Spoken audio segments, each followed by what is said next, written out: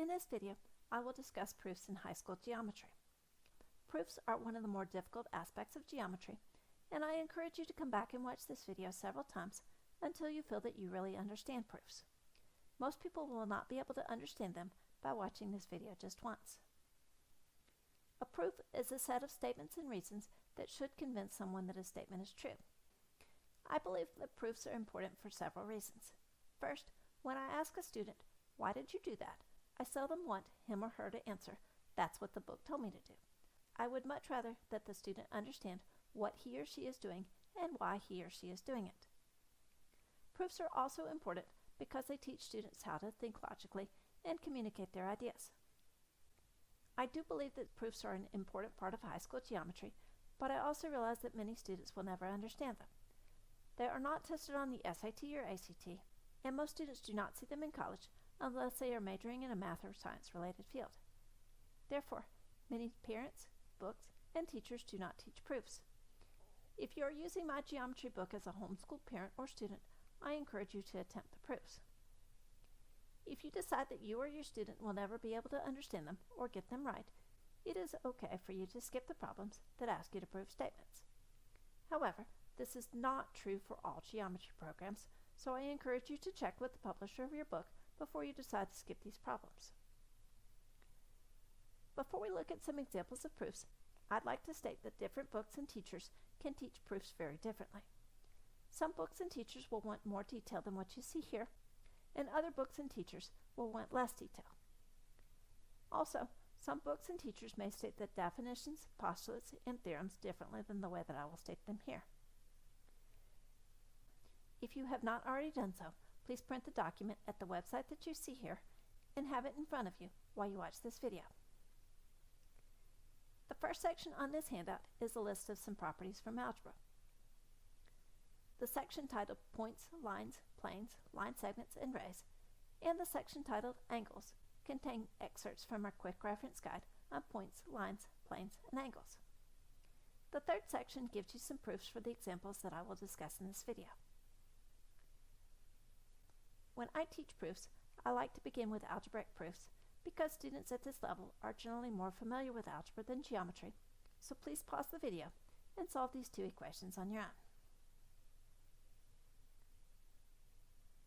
Hopefully, you decided that x equals -5 for the first equation. In our first example, we will prove that this statement must be true. However, before we try to prove a statement, it is often a good idea to convince ourselves that the statement must be true.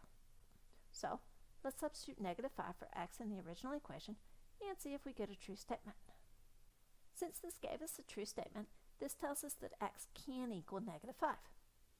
However, it does not prove that x must equal -5 in this equation.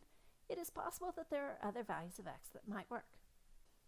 To prove that x must equal -5 in this equation, we must go through a set of logical arguments that show that this is the only value of x that will work. When we want to prove a statement, we start out by stating our given information. Recall that we started out knowing that 4x plus 3 is equal to -17. When you were solving this equation on your own, you probably subtracted 3 from both sides of the equation, so that is what we will do next. If you look at the handout I told you to print earlier, you should see that the subtraction property of equality allows us to subtract something from both sides of an equation. Therefore, we can say that the subtraction property of equality tells us that 4x must equal -20. When you were solving this equation on your own, you probably divided both sides of the equation by 4 next. The division property of equality is the property that allows us to do this. And so now we can conclude that x must equal -5 if we start out knowing that 4x plus 3 is equal to -17. Now let's look at a more complicated example. Hopefully, when you solved this equation earlier, you decided that y is equal to 7. There are several possible ways of proving this statement. I will discuss one of them here, and there is a second equally correct proof shown in the handout that goes with this video. As you progress through your study of geometry, you will find that there are often several possible proofs of a statement. We must begin by stating our given information. We were told that 5y minus 2 is equal to 3 multiplied by the quantity y plus 4. When you were solving this equation on your own, you probably started by distributing the 3. We can use the distributive property to say that 5y minus 2 is equal to 3y plus 12. When you were solving this on your own, you may have used the subtraction property of equality to subtract 3y from both sides of the equation.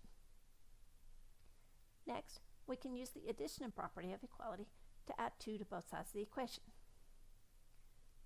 Finally, we can use the division property of equality to divide both sides of the equation by 2. As I said earlier, there are several different ways that you can prove this statement. You may have gone through a set of steps that are different from what you see here. As long as you concluded that y must equal 7, and as long as you can justify each step using a reason from the first page of the handout, your proof will probably be equally correct. Please pause the video and look at the second possible proof of the handout.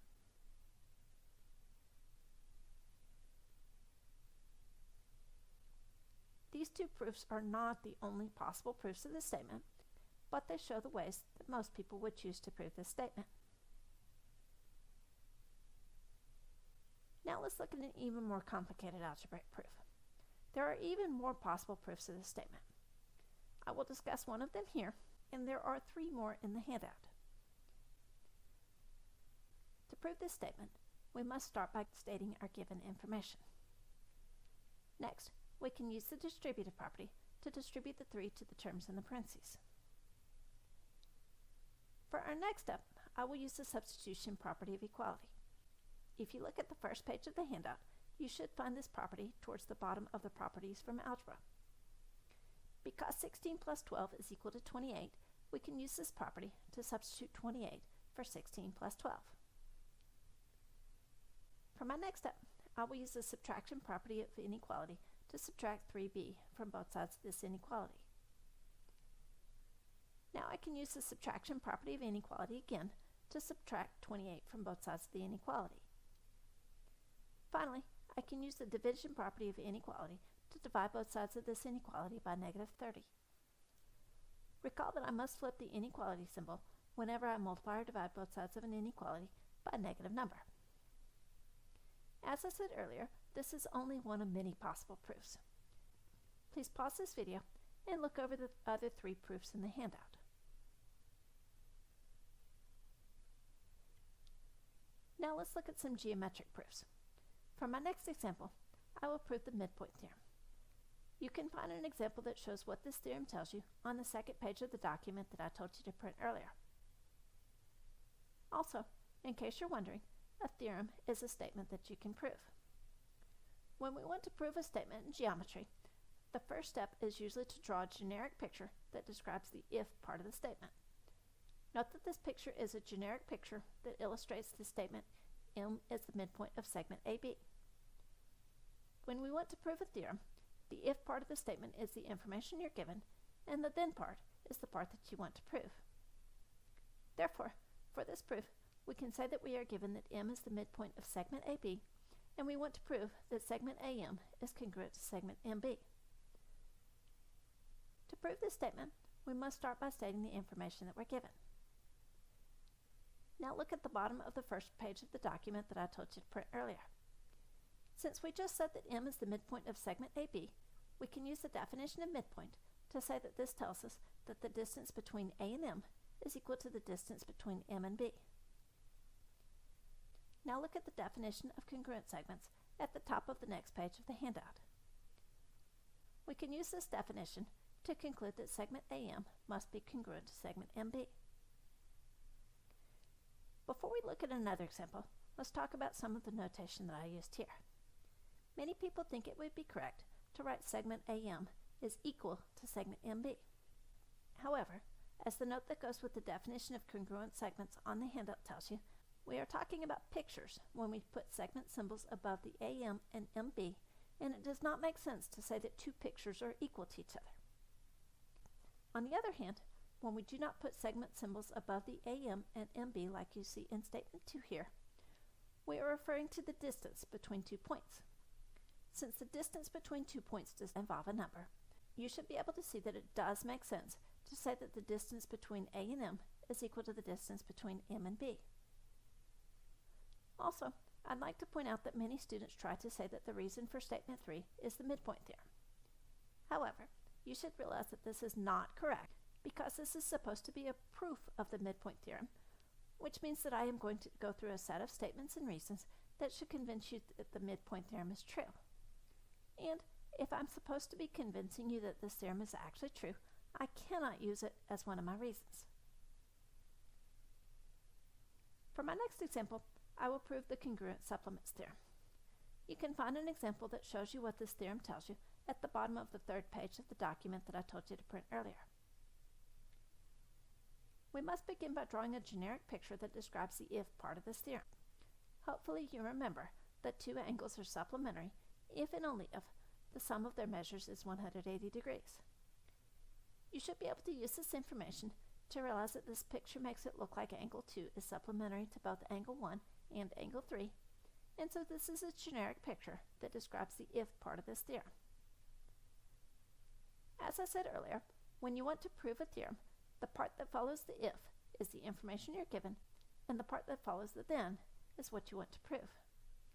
Therefore, for this example, we can say that we are given that angle 2 is supplementary to both angle 1 and angle 3, and we want to show that angle 1 must be congruent to angle 3.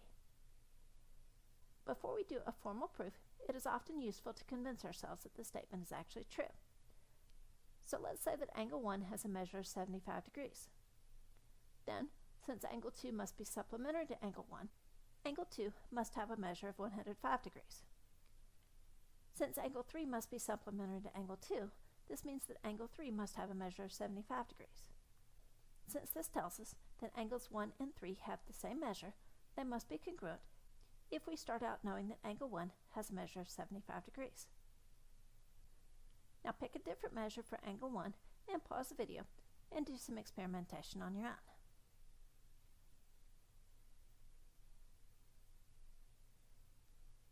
This suggests that this theorem is probably true, but it does not prove that angle 1 must always be congruent to angle 3 in this situation. It is possible that we happen to pick some very special measures. So now we must do a formal proof to show that angle 1 must always be congruent to angle 3 in this situation. We must start by stating our given information.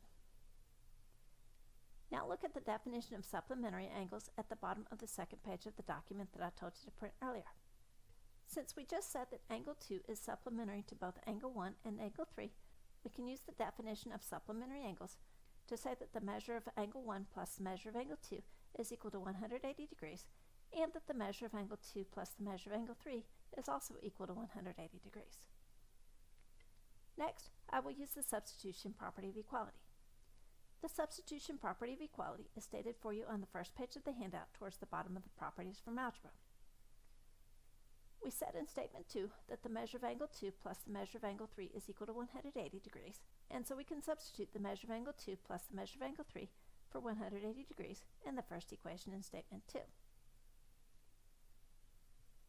Now we can use the subtraction property of equality to subtract the measure of angle 2 from both sides of the equation that we wrote in statement 3.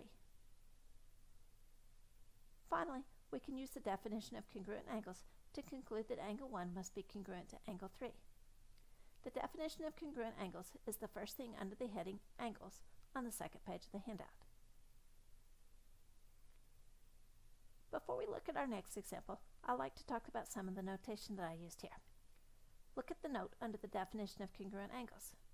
When they write a statement like the statement that you see in statement 5, many students try to write angle 1 is equal to angle 3. However, as the note on the handout says, we are referring to pictures and not numbers when we write angle 1 and angle 3. Since it does not make sense to say that two pictures are equal to each other, we can say that the angles are congruent instead. You can contrast this with the notation that you see in statement 4. In this statement, I am talking about the measures of the angles, and when I talk about the measures of the angles, I am generally referring to the degree measures, or the measures that you might get when you measure the angles with a protractor. Thus, the measures of the angles involve numbers, and so we can say that the measures of two angles are equal. This should also tell you why I talked about the measures of the angles in statements 2 and 3. I can add the measures of two or more angles together but I cannot add two or more pictures together. Now let's look at another example. In this example, I will prove the vertical angles theorem. You can find an example that illustrates what this theorem tells you at the bottom of the third page of the handout.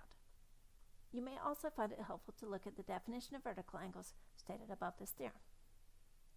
I must begin by drawing a generic picture that describes the if part of the theorem. If you look at the definition of vertical angles on the third page of the handout, you should be able to see that angle 1 and angle 3 in this picture are vertical angles.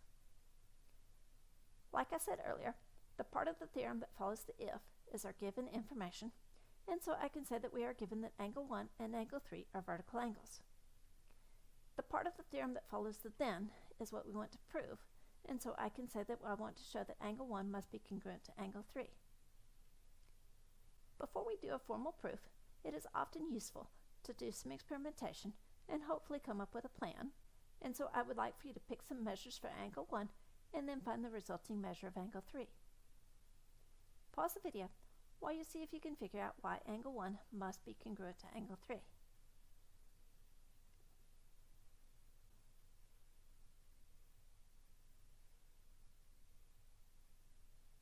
To write a formal proof, we must start by stating our given information. Hopefully, in your experimentation, you realize that angle 1 and angle 2 must be supplementary, and that angle 2 and angle 3 must also be supplementary. However, before we can state this, we must state that angle 1 and angle 2 form a linear pair, and that angle 2 and angle 3 also form a linear pair. The definition of a linear pair is found towards the top of the third page of the handout. Now, since we know that angle 1 and angle 2 form a linear pair, and that angle 2 and angle 3 also form a linear pair, we can use the linear pair postulate to say that angle 1 and angle 2 must be supplementary, and that angle 2 and angle 3 must be supplementary. The linear pair postulate is stated underneath the definition of linear pair on your handout. Now, note that we said in statement 3 that angle 2 must be supplementary to both angle 1 and angle 3. Thus, we can use the congruent supplements theorem that we proved in the last example to say that angle 1 must be congruent to angle 3. The proofs that we have looked at so far have been in what we call a two-column format. Proofs can also be written in paragraph form or in the form of a flowchart. This is an example of a proof of the congruent supplements theorem in paragraph form. Note that the statements and reasons are exactly the same as what you saw earlier. This is an example of the proof of the congruent supplements theorem in the form of a flowchart. Again, notice that the statements and reasons are exactly the same as what you saw earlier. This is an example of a proof of the vertical angles theorem in paragraph form.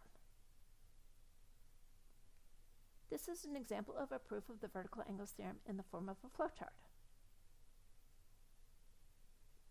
We can also prove statements using a type of proof called proof by contradiction. These proofs are also called indirect proofs. To prove a statement by contradiction, start by assuming the given information and the negation, or opposite, of the statement that you're trying to prove. For my next example, I will show that if two distinct lines intersect, then they must intersect in exactly one point. I must start by drawing a picture to describe the if part of the statement. Next, I must decide what I am given and what I want to prove.